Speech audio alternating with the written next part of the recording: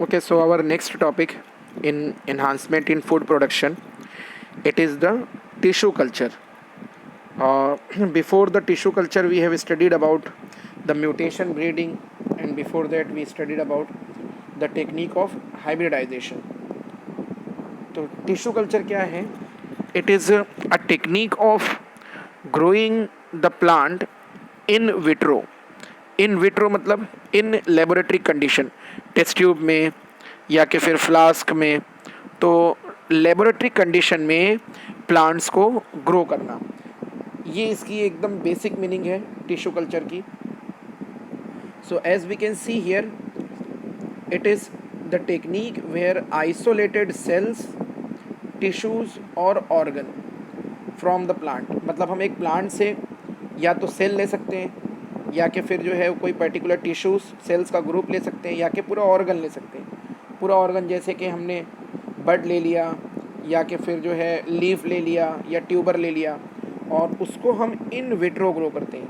इन vitro मतलब in laboratory condition. और अब जब लेबोरेटरी कंडीशन पर उसको ग्रो करेंगे तो सॉइल में तो हम ग्रो नहीं कर सकते हैं टेस्ट ट्यूब के अंदर. तो इसके लिए हमको चाहिए होता है न्यूट्रिएंट मीडियम.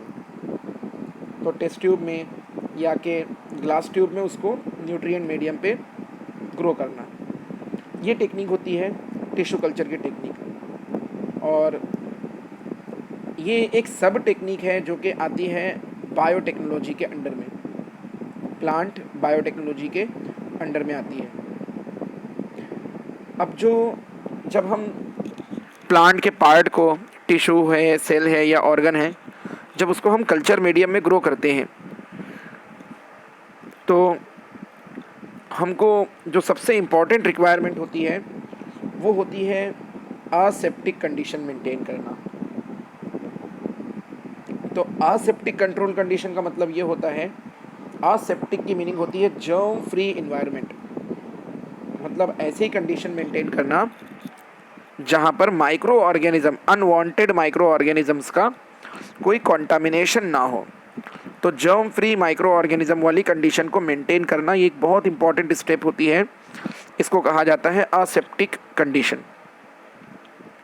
अब कंडीशंस को असेप्टिक बनाने के लिए क्या करना होता है? सबसे पहले तो हम जहाँ पर एक्सपेरिमेंट कर रहे हैं, मतलब जो हमारा लैब है, वो पूरी तरह से कंटामिनेशन फ्री होना चाहिए, स्टेराइल होना चाहिए. तो स्टेरिलाइजेशन टेक्निक यूज़ करते हैं.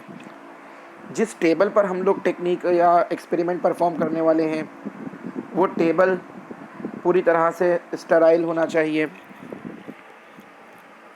जो ग्लासवेयर से हम यूज़ करने वाले हैं वो ग्लासवेयर्स कम्प्लीटली जो है जर्म फ्री होना चाहिए. तो इसके लिए उनको अच्छे से पहले वॉश कर लिया जाता है, फिर उनको जो है वो रैप किया जाता है और फिर उसको ओवन में रखा जाता है कि अगर कोई माइक्रो ऑर्गेनिज़म, कोई बैक्टीरिया अगर वहाँ पर प्रेजेंट है तो वो हाई टेम्परेचर की वजह से या कि वॉश करने की वजह से वो किल हो जाए.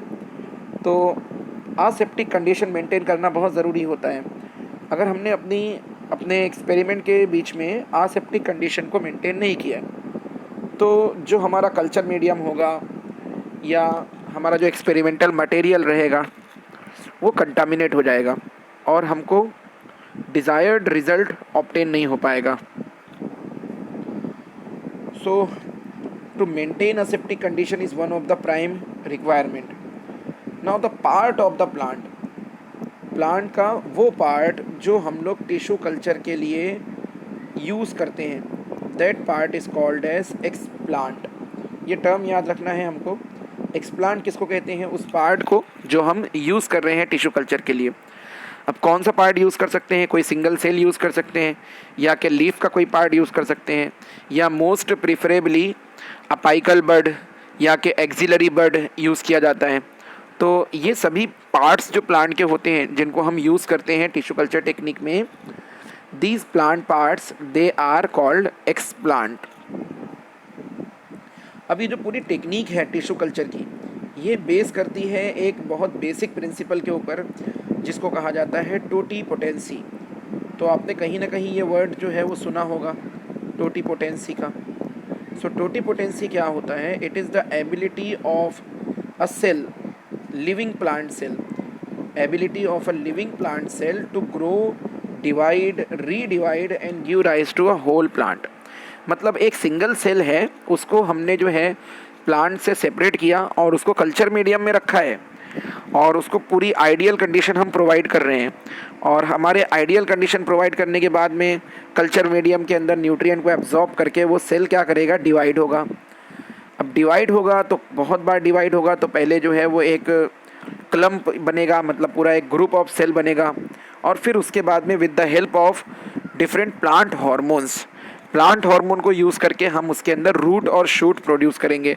फिर धीरे धीरे क्या होगा, वो एक छोटा सा प्लांटलेट बन जाएगा, यानी छोटा सा पौधा बन जाएगा। और फिर उसको कुछ दिनों के बाद में फिर अपने कल्चर ट्यूब में से निकाल कर फिर उसको सॉइल में ग्रो कर लेंगे और फिर सॉइल से निकाल कर के बाद में फिर उसी को हम फील्ड में लगा लेंगे। तो ये जो पूरी टेक्निक होती है ये टिश्यू कल्चर के अंडर में आती है। इस टेक्निक को सबसे पहले इंट्रोड्यूस किया हेबरलैंड नाम के साइंटिस्ट ने 1902 के टाइम पर। तो ये एक अच्छी टेक्निक है, इसके थ्रू प्लांट्स को जो है वो ग्रो किया जाता है और प्लांट्स जो होते हैं वो सीज़न इंडिपेंडेंट हो जाते हैं, सॉइल इंडिपेंडेंट हो जाते हैं और कंट्रोल्ड कंडीशन में हम ग्रो करते हैं। तो हम अपने मनचाहे कैरेक्टर प्लांट के अंदर इंट्रोड्यूस भी कर सकते हैं। तो ये सब इसके फीचर्स और इसके फ़ायदे हैं। तो अभी यहाँ पर हम लोग देखेंगे कि टिश्यू कल्चर के लिए जो है रिक्वायरमेंट क्या क्या है। टिश्यू कल्चर को जो है हम कह सकते हैं in vitro cell culture. Cell के अंदर इन विट्रो, सेल को इन विट्रो रखना मतलब इन टेस्ट ट्यूब रखना और उसमें फिर क्या होगा, प्लांट मॉर्फोजेनेसिस होगा। Plant morphogenesis means development of different organs in a plant के अंदर अलग अलग ऑर्गन्स का बनना। यहाँ पे जो बहुत इंपॉर्टेंट रिक्वायरमेंट है टिश्यू कल्चर के लिए, जैसा कि अभी पहले भी मैंने बताया, वो है medium, culture medium. Culture medium is one of the prime requirement. अब कल्चर मीडियम जो है ये लिक्विड भी हो सकता है और या कि फिर सॉलिड भी हो सकता है। तो कल्चर मीडियम जो है लिक्विड जो रहता है वो चाहे लिक्विड हो चाहे सॉलिड हो, कल्चर मीडियम में कुछ चीज़ें जो है वो इम्पॉर्टेंट है। जैसे उसके अंदर कार्बोहाइड्रेट सोर्स होना चाहिए, मिनरल सोर्स होना चाहिए, कोई ना कोई सॉल्ट होना चाहिए और प्लांट हार्मोन लिए जाते हैं। तो जो कार्बोहाइड्रेट सोर्स लिया जाता है कल्चर मीडियम में, most of the culture medium में, वो होता है अगार। तो अगार जो होता है it is obtain from seaweeds, जो सी अलगी होती है उनसे ऑब्टेन करते हैं।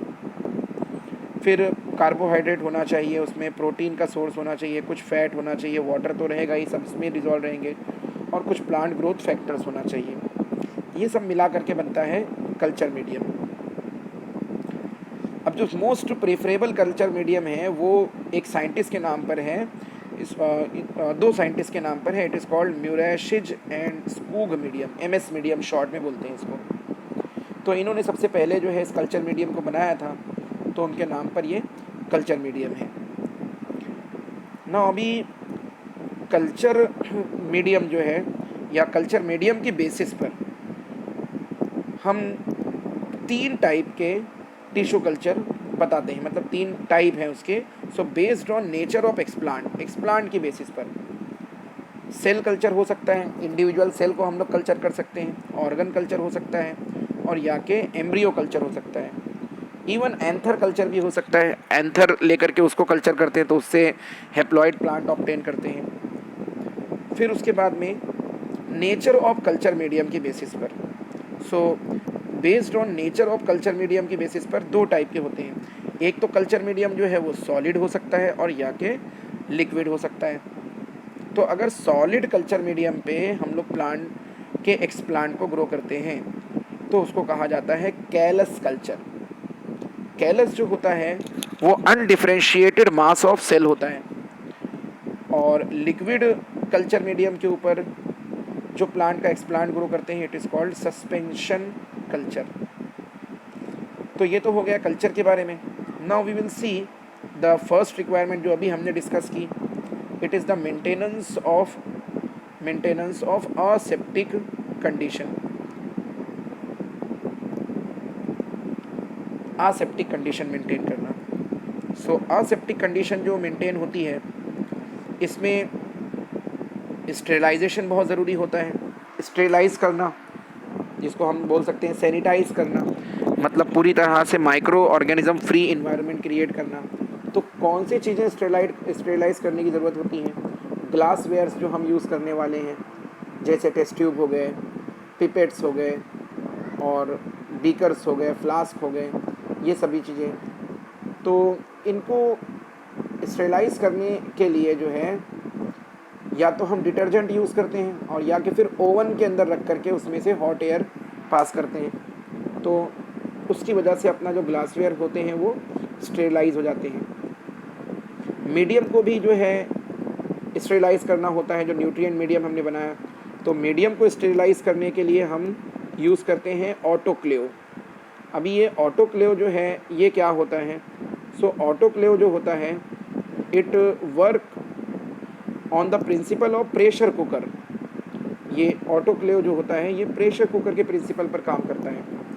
एक कंटेनर होता है, उसके अंदर हम लोग जो है अपना मीडियम जो है वो बीकर में रख के उसके अंदर रख देते हैं, उसको रैप करके, और फिर बाहर से नॉब्स की मदद से उसमें हाई प्रेशर जनरेट करते हैं। तो जो माइक्रो ऑर्गेनिजम्स प्रेजेंट रहते हैं, अगर बाय चांस वो वहाँ पर प्रेजेंट हैं, तो वो माइक्रो ऑर्गेनिज्म हाई प्रेशर की वजह से किल हो जाते हैं। तो जो प्रेशर मेंटेन होता है ये 15 LB तक होता है, 15 LB या 15 PSI। इतना प्रेशर जो है मेंटेन करते हैं, continuous pressure for at least 20 minute. Explant को भी जो है स्टेरिलाइज करना होता है। एक्सप्लांट जो होता है वो प्लांट पार्ट होता है, तो उसको वॉश करते हैं by 20% ethyl alcohol and 0.1% mercury chloride, इनका मिक्सचर होता है, इससे उसको वॉश कर लेते हैं। फिर एक चैम्बर होता है जिसको कहते हैं इनोकुलेशन चैम्बर या के लेमिनार एयर फ्लो। तो ये लेमिनार एयर फ्लो जो होता है ये एक कंटेनर टाइप का होता है, जिसके अंदर कंटिन्यूअस जो है वो एयर फ्लो होता है। एक तरफ से एटमॉस्फेरिक एयर वहाँ पर इंटर होती है और फिल्टर्स लगे होते हैं, वहाँ से एयर फिल्टर होती है और कंटिन्यू वो एयर फिल्टर होकर के फिर दूसरे तरफ से बाहर निकलती है, ग्लास चैम्बर होता है। तो इसको क्यों यूज़ करते हैं? इसको यूज़ करते हैं for the purpose of transfer of liquid from one vessel to other vessel. एक टेस्ट ट्यूब से दूसरे टेस्ट ट्यूब में या बीकर से टेस्ट ट्यूब में या वाइस वर्सा अगर मीडियम ट्रांसफ़र करना है तो हम ये laminar air flow chamber use करते हैं।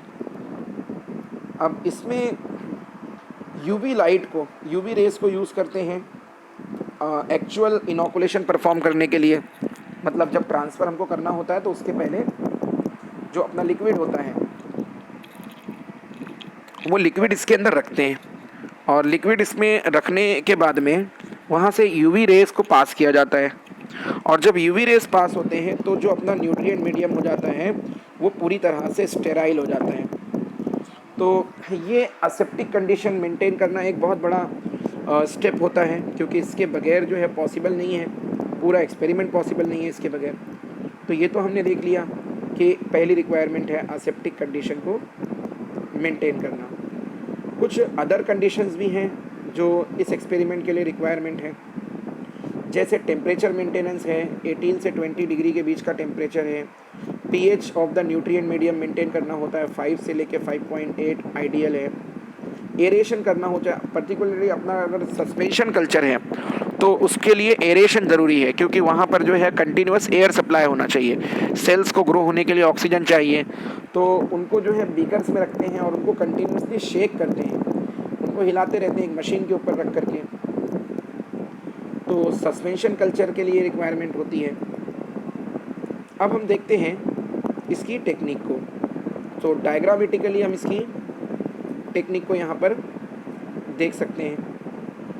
Now with the help of this diagram we can see this is our mother plant मतलब जहाँ से हमको एक्सप्लांट निकालना है। ये यहाँ पर छोटा सा जो पार्ट आप देख रहे हैं यहाँ पर ये एक्सप्लांट है जो इसके ऊपर रखा हुआ है, टेस्ट ट्यूब के अंदर रखा हुआ है। तो एक्सप्लांट हमने यहाँ से कट करके निकाल लिया, उसको स्टेरिलाइज़ कर लिया, एक टेस्ट ट्यूब लिया हुआ है, टेस्ट ट्यूब के अंदर हमने कल्चर मीडियम लिया है और ये जो है ये सेमी सॉलिड कल्चर मीडियम है। तो इसको थोड़ा देर के लिए जो है वो हॉरिजॉन्टली रख देते हैं, तो ये कल्चर मीडियम यहाँ पर थोड़ा सेमी सॉलिड हो जाता है। ऊपर जो है वो कॉटन का एक प्लग लगाया हुआ है। नेक्स्ट ये एक्सप्लांट लेने के बाद में नेक्स्ट जो स्टेप होती है, इसको यहाँ पर एक्सप्लांट को ग्रो होने के लिए छोड़ दिया जाता है। तो जब हम इसको इसके अंदर ग्रो करने के लिए छोड़ते हैं तो आप देख सकते हैं थोड़ी देर के बाद में ये होता है कि इसके अंदर ये सेल जो एक्सप्लांट का था, ये वाला हमारा जो सेल था ये एक्सप्लांट सेल था। अब ये एक्सप्लांट सेल यहाँ पर डिवाइड हो रहा है न्यूट्रिएंट को एब्जॉर्ब करके, और ये डिवाइड होता है और ये एक अनडिफ्रेंशिएटेड मास ऑफ सेल बनाता है। ये जो पूरा पार्ट हम यहाँ अंदर देख रहे हैं ये एक अनडिफ्रेंशिएटेड मास ऑफ सेल है, मतलब ग्रुप है सेल्स का लेकिन अनडिफ्रेंशिएटेड है। अनडिफ्रेंशिएटेड का मतलब इसमें अभी रूट और शूट या कोई ऑर्गन नहीं बने हुए हैं। तो ये इस तरह से जो अनडिफ्रेंशिएटेड मास ऑफ सेल बनता है और इसके अंदर हर एक जो सेल होता है वो टोटीपोटेंट होता है, मतलब हर एक सेल जो है वो न्यू प्लांट को जन्म दे सकता है, बना सकता है। इसको बोला जाता है कैलस। सो कैलस फॉर्मेशन हो जाता है। कैलस के बाद में नेक्स्ट स्टेप जो आती है वो होती है ऑर्गेनोजेनेसिस की। सो ऑर्गेनोजेनेसिस की जो स्टेप है, दिस स्टेप ऑर्गेनोजेनेसिस, ये होती है after insertion of plant hormones. तो इसमें जो है वो प्लांट हार्मोन डाल दिए जाते हैं। अब जब इसमें प्लांट हार्मोन डालते हैं तो फिर जो हमारा कैलस था उसके अंदर आप देख सकते हैं कि रूट और शूट बनना स्टार्ट हो जाते हैं। ये जो प्रोसेस होता है, this process is called organogenesis. ये ऑर्गेनोजेनेसिस जो है या रूट और शूट का बनना जो है, ये प्रोसेस हार्मोन के इन्फ्लुएंस में होता है। तो यहाँ इम्पॉर्टेंट दो हार्मोन्स होते हैं, एक जो है वो ऑक्सिन हार्मोन है और दूसरा है साइटोकाइनिन हार्मोन। तो ऑक्सिन हार्मोन जो होता है वो रूट फॉर्म करने में हेल्प करता है और साइटोकाइनिन जो होता है ये शूट बनाने में हेल्प करता है। तो ऑक्सिन और साइटोकाइनिन का एक फिक्स्ड रेशो मेंटेन किया जाता है और इन्हीं दोनों हार्मोन के इन्फ्लुएंस में यहाँ पर रूट और शूट बनना स्टार्ट होते हैं। जब इसमें रूट और शूट बन जाते हैं तो फिर इसको यहाँ से निकाल कर, टेस्ट ट्यूब से निकाल कर पॉट के अंदर ले लिया जाता है और पॉट के अंदर इसको कुछ दिनों तक का ग्रो करते हैं। फिर ऐसे ऐसे बहुत सारे टेस्ट ट्यूब बनाए जाते हैं और हर एक टेस्ट ट्यूब में से जो हमारा प्लांटलेट है, ये जो पूरा रूट और शूट वाला जो पार्ट है ये है हमारा प्लांटलेट। इस प्लांटलेट को लेकर के फिर पॉट्स में लगा लेते हैं सॉइल में, और मल्टीपल प्लांट्स हमको मिल जाते हैं। ये सारे प्लांट्स जो होते हैं ये क्लोन प्लांट होते हैं, जो मदर प्लांट था बिल्कुल उसी के जैसे होते हैं, उसके सारे फीचर्स यहाँ पर आ जाते हैं। इस प्रोसेस को कहा जाता है हार्डनिंग प्रोसेस। तो यहाँ पर हमने जो है वो सीड से प्लांट ग्रो नहीं किए, बल्कि प्लांट का कोई भी एक पार्ट ले लिया और उस एक पार्ट से, उस एक सेल से हमने कंप्लीट प्लांट जो है वो ऑब्टेन कर लिया। और इसी फीचर को हम टोटीपोटेंसी कहते हैं। हमने जो सेल प्लांट से आइसोलेट किया था, जो एक्सप्लांट दिया था, वो टोटीपोटेंट था। तो उसकी टोटीपोटेंसी की वजह से हमको यहाँ पर मल्टीपल क्लोन प्लांट्स मिल जाते हैं। ना यहाँ पर जो है, जैसा अभी हमने देखा कि कल्चर मीडियम की बेसिस पर इसके दो वेरिएशन है टिश्यू कल्चर के। एक जो होता है वो होता है कैलस कल्चर, जहाँ पर सॉलिड मीडियम के अंदर हम लोग ग्रो करते हैं। तो इसमें जो एक्सप्लांट होता है वो आगे जा कर के कैलस बनाता है। कैलस क्या होता है? It is the mass of undifferentiated cells. बाद में फिर उसी कैलस से रूट फॉर्मेशन, जिसको राइजोजेनेसिस कहेंगे, और शूट फॉर्मेशन, कोलोजेनेसिस, ये होता है। इसके अंदर हमको जो हमारा एक्सप्लांट होता है उसको शेक करने की ज़रूरत नहीं होती, मतलब यहाँ पे एजिटेटर या शेकर की ज़रूरत नहीं होती है। उसको हम वैसे ही रखते हैं टेस्ट ट्यूब के अंदर कल्चर मीडियम में। दूसरी जो पॉसिबिलिटी है वो होती है, ये हमारा है फर्स्ट वेरिएशन और ये है सेकंड वेरिएशन, सस्पेंशन कल्चर। तो सस्पेंशन कल्चर में क्या होता है, इसमें स्मॉल ग्रुप ऑफ सेल्स जो होते हैं उनको लिक्विड मीडियम पे ट्रांसफ़र कर दिया जाता है। क्या किया जाता है इसमें, जो हमारा कैलस होता है उसी कैलस में से कुछ पार्ट ले करके उसको लिक्विड मीडियम पे ट्रांसफ़र करते हैं। और लिक्विड मीडियम पे रखने के बाद में उसको कंटिन्यूअसली जो है वो शेकर मशीन के ऊपर रखते हैं, उसको एजिटेट करते हैं, हिलाते रहते हैं, और उसके शेकिंग करने की वजह से उसमें प्रॉपर एरेशन होता है और बहुत सारे जो है वो सेल्स बन जाते हैं और वो सेल्स डिस्पर्स हो जाते हैं पूरे कल्चर में। जब बहुत हमारा जो कल्चर है वो बहुत गाढ़ा हो जाता है, थिक हो जाता है, तो फिर उसकी सब कल्चरिंग करते हैं। सब कल्चरिंग मतलब ये कि उसमें से थोड़ा थोड़ा जो है वो कल्चर लेकर के टेस्ट ट्यूब में और उसको फ्यूचर यूज़ के लिए प्रिजर्व कर लेते हैं। फ्यूचर में अगर हमको फिर से सेम प्लांट ऑब्टेन करना है लेकिन हमारे पास में मदर प्लांट नहीं है, तो हम सब कल्चर में से कोई ना कोई सेल्स लेकर के फिर उसको कैलस कल्चर के थ्रू न्यू प्लांट पूरा ऑब्टेन कर सकते हैं। तो ये एक यूज़ है उसका। अगला जो है वो होता है माइक्रो प्रोपगेशन। ये भी एक टेक्निक है जो कि टिश्यू कल्चर के अंडर में आती है। It is also called clonal propagation. तो क्लोनल प्रोपगेशन जो है इसमें क्या होता है, organogenesis via shoots is considered as one of the most widely used commercial method of generation of plant. तो माइक्रो प्रोपगेशन मतलब कि यही जो अभी हमने पढ़ा, इसी को एक्चुअली माइक्रो प्रोपगेशन कह सकते हैं। मतलब प्लांट का एक छोटा सा सेल या पार्ट लेकर के उससे कंप्लीट क्लोन प्लांट ऑब्टेन करना। तो नीचे जो डायग्राम दिया हुआ है ये एक्चुअली जो है ये क्लोनल प्रोपगेशन का ही डायग्राम है और ये टिश्यू कल्चर की ही एक सब टेक्निक है। एक्चुअली टिश्यू कल्चर जो है एक बहुत बड़ा साइंस है। इसमें clonal propagation, somatic fusion, somatic hybridisation और फिर उसके बाद में callus culture, liquid medium culture, ये सब कुछ आता है। तो ये उसी का एक वेरिएशन है क्लोनल प्रोपगेशन, जहाँ पर क्लोन प्लांट्स जो हैं हम ऑब्टेन कर सकते हैं। तो एप्लीकेशंस ऑफ टिश्यू कल्चर हैं बहुत सारे अलग अलग फील्ड्स के अंदर यहाँ पर दिया हुआ है, जैसे फॉरेस्ट्री के अंदर, एग्रीकल्चर के अंदर, हॉर्टिकल्चर के अंदर, जेनेटिक इंजीनियरिंग में, इवन प्लांट फिजियोलॉजी के लिए अलग अलग जगह पर इसको हम लोग जो है वो यूज़ करते हैं। बहुत सारे टिश्यू कल्चर के थ्रू सेकेंडरी मेटाबोलाइट भी निकाले जाते हैं। सेकेंडरी मेटाबोलाइट ऐसे प्रोडक्ट्स होते हैं जिनको फार्मास्यूटिकल इंडस्ट्रीज़ के अंदर यूज़ किया जाता है मेडिसिन ऑब्टेन करने के लिए। तो बहुत सारे डिफरेंट टाइप के कमर्शियल जो मटेरियल्स होते हैं, अल्कोलॉइड्स होते हैं, वो भी इसी टेक्निक के थ्रू प्रोड्यूस करते हैं। जैसे कि ऑर्नामेंटल प्लांट हैं, ऑर्किड्स, क्राइसैंथेमम है, यूकलिप्टस है, कुछ फ्रूट प्लांट हैं, बनाना है, ग्रेप्स है, सिट्रस है, ये सब टिश्यू कल्चर टेक्निक के थ्रू ही प्रोड्यूस किए जाते हैं। टिश्यू कल्चर का पूरा एक फ्लो चार्ट यहाँ पर जो है दिया हुआ है, वही चीज़ है जो अभी हम लोगों ने स्टडी की है, सेम चीज़ है, उसको फ्लो चार्ट में यहाँ पर कन्वर्ट कर दिया गया है। तो एक एक बार बस पॉइंट वाइज दिया हुआ है, ये आपको डायरेक्ट समझो कि आपके डायरेक्ट नोट्स है ये, तो डायरेक्ट ये स्टेप्स यहाँ पर दे दिए हैं। नेक्स्ट यहाँ जो है वो है एडवांटेजेस ऑफ माइक्रो प्रोपगेशन, जो अभी हम लोगों ने डायग्राम में देखा क्लोन प्लांट ऑब्टेन करने का मेथड, उसके एडवांटेजेस क्या हैं। बड़ा एडवांटेज है कि रैपिड मल्टीप्लिकेशन हो जाता है, फास्ट मल्टीप्लिकेशन हो जाता है प्लांट्स का। एक टाइम पे, एक वक्त में हम बहुत सारे क्लोन प्लांट ऑब्टेन कर सकते हैं। Many number of plantlet obtain कर सकते हैं, उनको आगे फ्यूचर के लिए स्टोर करके रख सकते हैं। सीज़न इंडिपेंडेंट है, मतलब हम थ्रू आउट द ईयर कभी भी, लेबोरेटरी में तो परफॉर्म करना है तो थ्रू आउट द ईयर कभी भी परफॉर्म करके हम लोग अपने डिज़ायर्ड फीचर्स वाले प्लांट ऑब्टेन कर सकते हैं। जेनेटिकली सिमिलर प्लांट जिनको क्लोन कहते हैं, ये हम ऑब्टेन कर सकते हैं। और हम जो कैरेक्टर चाहें प्लांट के अंदर इंट्रोड्यूस कर सकते हैं, सुपीरियर कैरेक्टर। कोई प्लांट ऐसा है जिसके अंदर डिजीज़, जिसमें कोई, जिसको बैक्टीरिया, वायरस, फंगस ने इन्फेक्ट कर दिया है, वहाँ से हम चाहें तो डिजीज़ फ्री प्लांट ऑब्टेन कर सकते हैं। तो ये सारी कंडीशन है।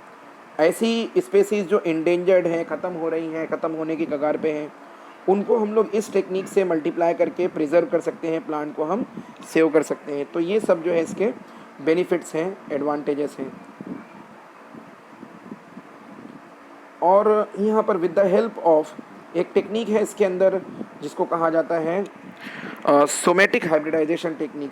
तो उससे हम सोमेटिक हाइब्रिड्स बना सकते हैं, जिनको साइब्रिड्स भी कहते हैं, मतलब cytoplasmic hybrids. So we are able to obtain new varieties in short span. जैसे एक एग्ज़ाम्पल, इसकी कॉमन एग्ज़ाम्पल है हम लोग टोमेटो और पोटैटो ये दोनों प्लांट्स के सेल्स को लेकर के उसके सेल वॉल को निकाल के उसके प्रोटोप्लाज्म को फ्यूज़ कर सकते हैं by using any suitable fusogenic agent such as polyethylene glycol.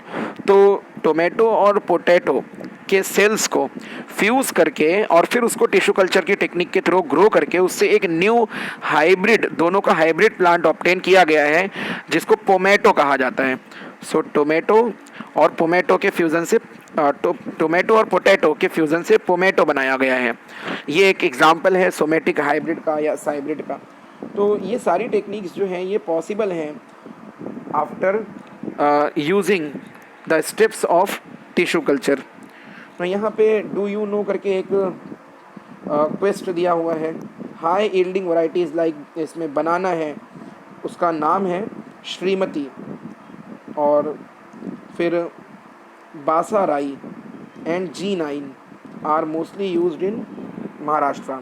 तो ये जो बनाना की जो वैरायटीज़ हैं इनको टिश्यू कल्चर टेक्निक के थ्रू ही प्रोड्यूस किया गया है। तो ये महाराष्ट्र में यूज़ होते हैं अलग अलग जगह पर। तो टिश्यू कल्चर की वजह से आज हम बहुत सारे जो फ्रूट्स कंज्यूम करते हैं, खाते हैं, उनमें से बहुत सारे मोर देन 50% फ्रूट्स जो हैं ये टिश्यू कल्चर टेक्निक के थ्रू ही प्रोड्यूस किए गए हैं।